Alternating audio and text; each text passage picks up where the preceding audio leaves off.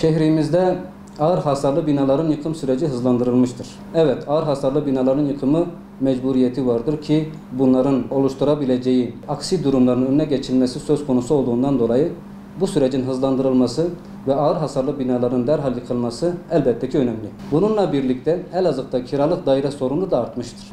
Acı olan ise 2020 Elazığ depreminde meydana gelmiş olan ağır hasarlı binaların yapımının geciktirilmesidir. Özellikle ilçelerimizde ve köylerimizde TOKİ konutlarının yapımının geciktirilmesi, akabinde Kahramanmaraş depreminle birlikte bu ağır hasarlı sayıların artışı şu anda vatandaşımızın daire bulması, kiralık daire bulmasını daha da bir zor hale, müşkül hale getirmiştir.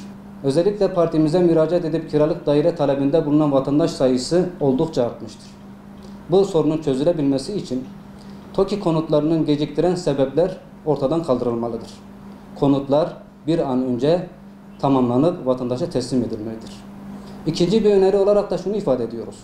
Konutların yapımına kadar vatandaşın barınabilmesi için konteyner kentler oluşturulması, vatandaşa konteyner verilmesi ve konutlarının yapılana kadar orada ikamet etmesini sağlanması şu andaki mağduriyeti bir nebze de olsa giderecektir.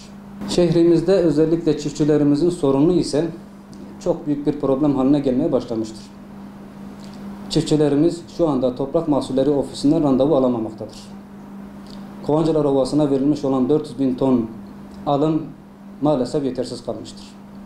Çiftçimiz şu anda buğdayını, arpasını, tarlasından hasadını yapmış, elinde bekletmektedir.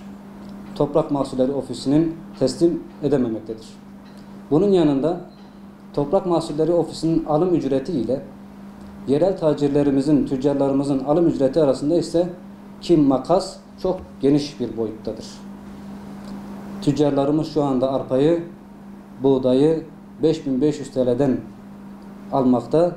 Toprak Mahsulleri Ofisi ise fatura karşılığında 7.500 TL civarında alım yapmaktadır. Çiftçi bundan dolayı Toprak Mahsulleri Ofisi'ni tercih etmektedir. Bu sorunun çözülebilmesi için bir an önce gerekli adımlar atılmalı. Çiftçimize ikinci bir yük oluşturulmamalı.